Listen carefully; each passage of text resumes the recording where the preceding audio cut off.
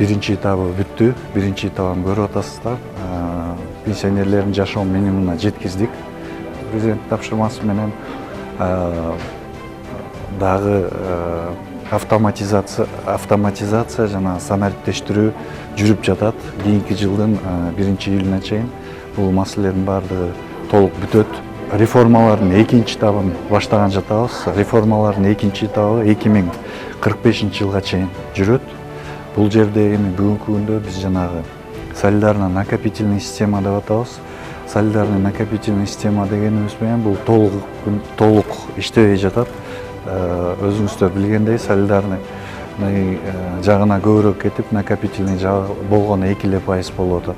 Бул солидарно-накопительный системаны айта турган болсок, бүгүнкү күндө бул Англия ошол система менен иштеп атат, Америка ошол система менен иштеп атат, Кытай Республикасы ошол система менен иштеп атат. Ошол системаларды биз өтүшүбүз керек.